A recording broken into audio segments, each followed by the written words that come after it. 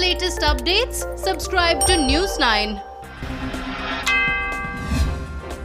Union Minister of Health and Family Welfare Dr. Harshvardhan believes that there is little likelihood of a worst-case scenario of COVID-19 cases in India. He expressed confidence that even in case of a worst situation, the government was prepared. We do not anticipate a very worst type of situation in our country like many other developed countries, but still we have prepared the whole country for the worst situation.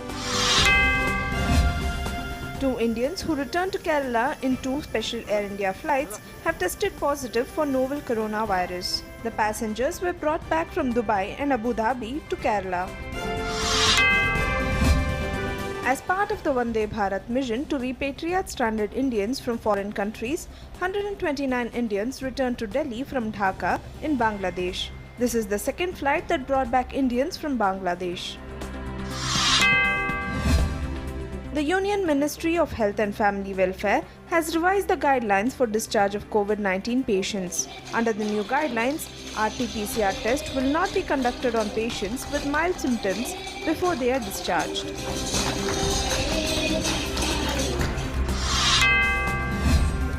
Union Home Minister Amit Shah dismissed speculation about his health in a statement put on Twitter. In the statement, Shah said he was completely healthy and is not suffering from any ailment. Former Chhattisgarh Chief Minister Ajit Jogi has been admitted to a hospital in Raipur after suffering a cardiac arrest at his residence. His condition is said to be critical and is on a ventilator support. Tamil Nadu has approached the Supreme Court against the Madras High Court order of shutting all liquor stores. The High Court on Friday permitted the online sale of liquor in the wake of huge crowds gathering at liquor shops to buy liquor without maintaining social distancing. The Tamil Nadu government has announced greater relaxations in non-containment zones, which will come into effect from Monday. Under the new guidelines, standalone and neighborhood shops can function for longer hours. Private establishments in Chennai can function from 10:30 am to 6 pm, but with 33% of total workforce.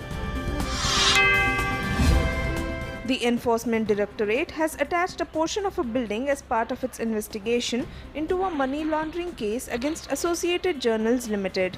The property is valued at 16.38 crore rupees. Associated Journals Limited is promoted by the Congress Party.